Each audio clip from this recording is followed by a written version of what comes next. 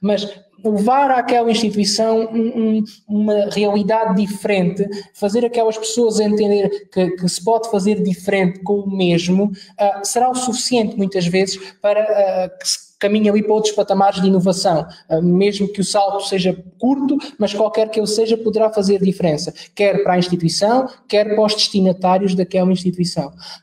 E eu penso que existindo no nosso país várias instituições que têm provas dadas em diferentes domínios da inovação, em diferentes domínios da sustentabilidade e concretamente projetos sociais muito bem conseguidos, que se partilhem estas experiências e se criem espaços em que se possa partilhar estas experiências e ajudar, obviamente pode-se replicar ou não, mas pelo menos sejam inspiradores para que se possa fazer mais coisas neste contexto, porque estamos muito centrados naquela coisa das respostas sociais, do dia-a-dia, da pasmaceira, e isso não é muito saudável, porque depois o setor acabará por morrer, o setor não organizado não é um setor forte e, consequentemente, não é um setor que cumpre a sua missão. Muito bem. Passámos inicialmente por aquilo que era um possível posicionamento das IPSS no setor e também com a sociedade. Falámos agora um bocadinho daquilo que é as bases e a estrutura orgânica interna para a execução das missões institucionais através dos seus colaboradores, e agora vamos para um campo que também nos diz muito à ANIES, mas também à UNITAD, que é a ciência. Citando Angelique Chetibonre, que é uma investigadora da Universidade de Reading, numa reflexão conclusiva, num artigo seu sobre práticas interdisciplinares. E ela diz o seguinte: nos últimos tempos o tema da interdisciplinaridade ganhou popularidade na política, na prática, nos círculos de ensino e principalmente na pesquisa.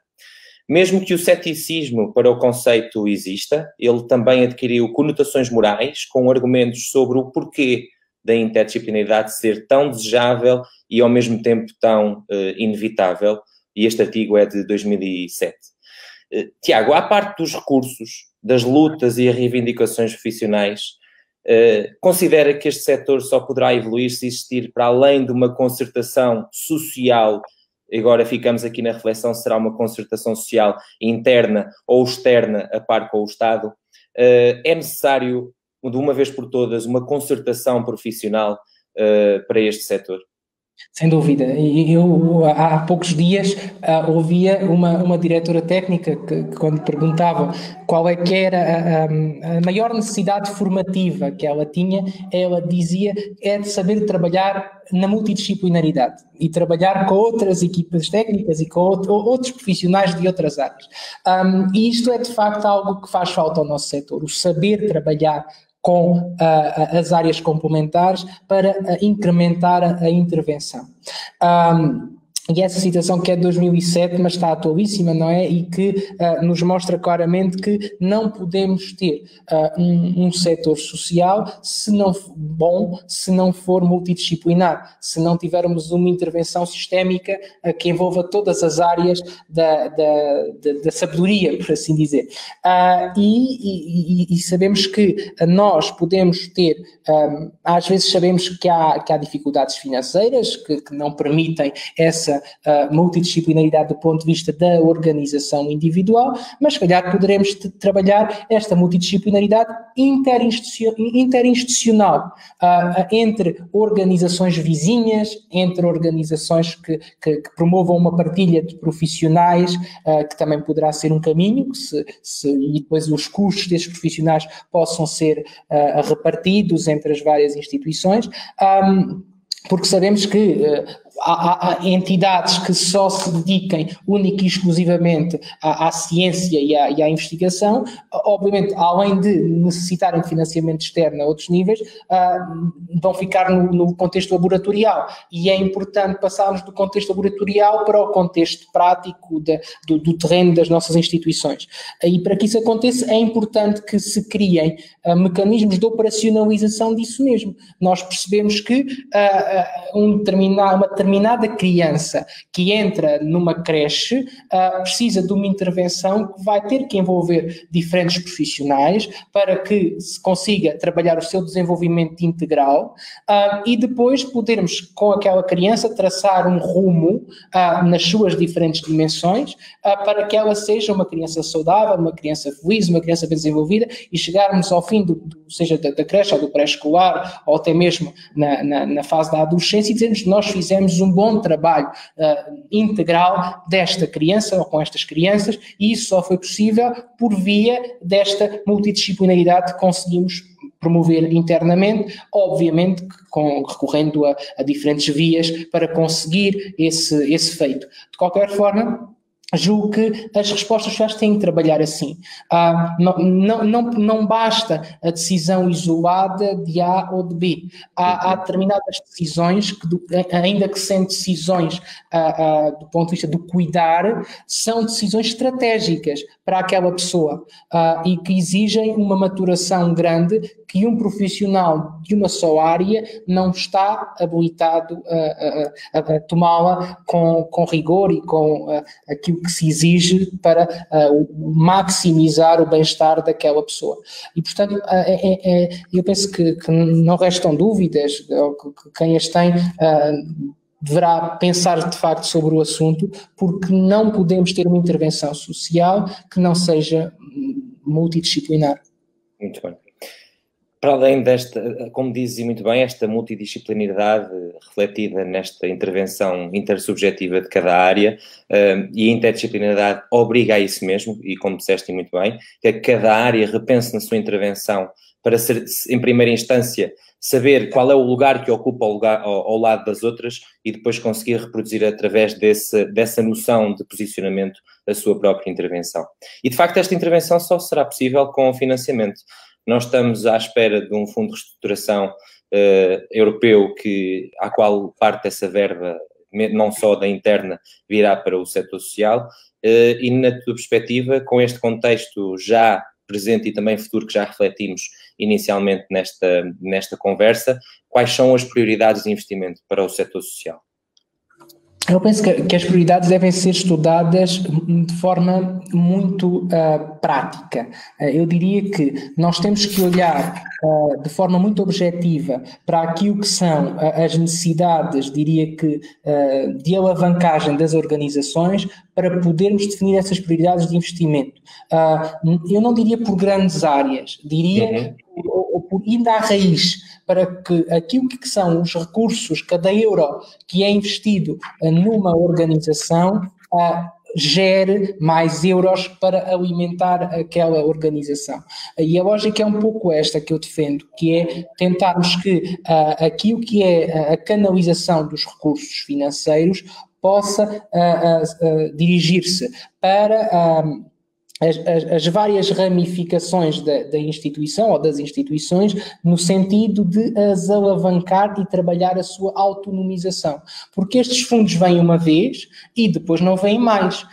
E, portanto, se nós não os aproveitamos logo desde a base, corremos o risco depois de ser vã a sua aplicação.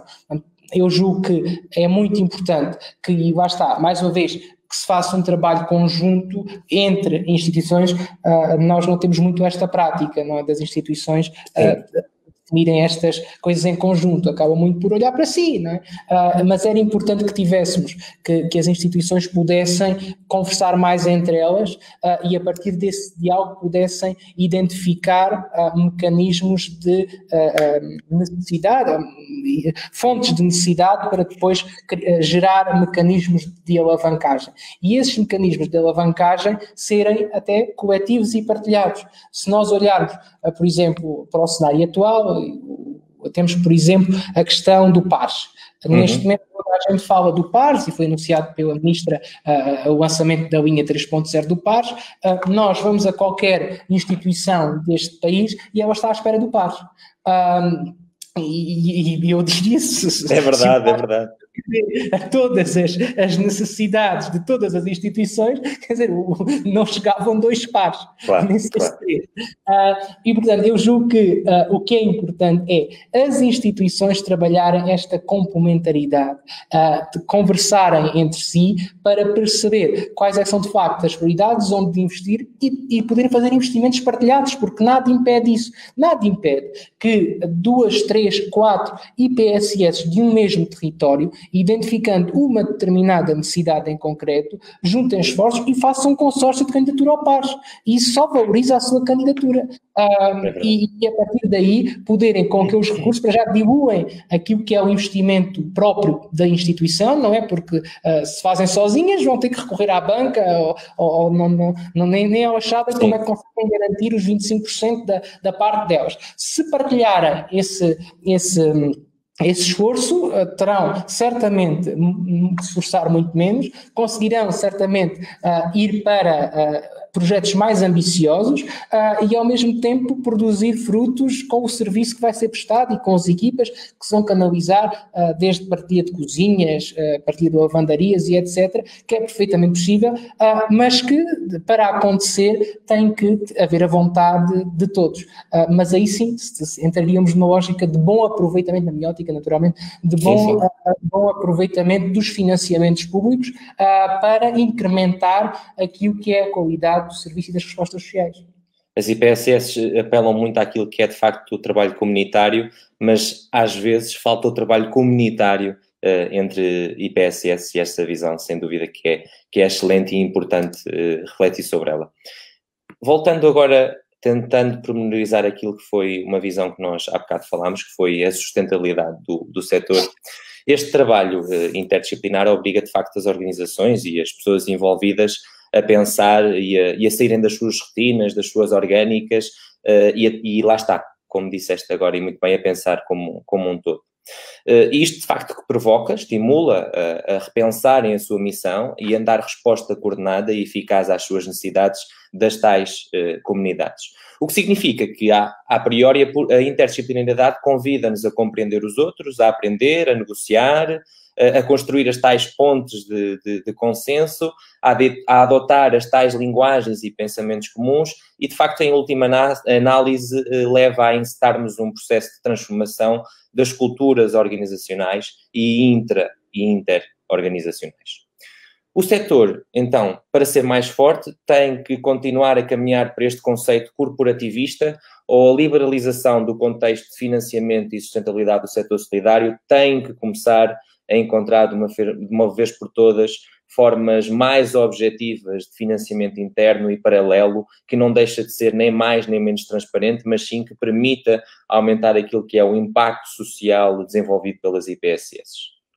Eu penso que será fundamental, como ponto de partida, que as instituições assumam que o seu propósito é cumprir a sua missão. Isto pode parecer um clichê, mas eu acho que é a base de qualquer, ou deve ser a base de qualquer raciocínio estratégico que seja construído quando se analisa o contexto das instituições sociais, quer seja uma instituição, quer sejam várias instituições. Nós temos que nos focar naquilo que é a nossa missão e, acima de tudo, naquilo que são as necessidades dos territórios que apoiamos. Isto é a base. Para que isto aconteça, para conseguirmos depois criar as melhores soluções para essas necessidades do território, nós temos que definir mecanismos de organização individual ou coletivos que nos permitam responder cabalmente àquilo que são as lacunas que vamos encontrar. E depois, a partir daqui, as instituições contarão em determinados patamares com o apoio do Estado. Porque o Estado reconhece que o setor social assume na sociedade portuguesa, e isto até é caso único, não existe noutras regiões do mundo, é mesmo típico português, em que o Estado assume a sua incapacidade e a capacidade de um setor, que é o setor social, a economia social, como se lhe queira chamar, que consegue, em seu nome ou por si, em sua substituição, desempenhar este trabalho de forma, de facto, a que este trabalho de ação social, de capacitação das comunidades, de supressão das lacunas, seja assegurado. E depois, obviamente que este Estado, olhando para o trabalho que está a ser desenvolvido, sejam através de respostas tipificadas, seja depois através também de respostas atípicas, porque também existem linhas de financiamento do Estado para respostas atípicas, o Estado conseguirá, em determinados patamares, dar o seu contributo. Agora, não podemos estar à espera que o Estado dê tudo. E nem podemos estar à espera de depender eternamente do Estado. Portanto, poderemos e devemos contar com o Estado, até porque estamos com ele e ele está connosco,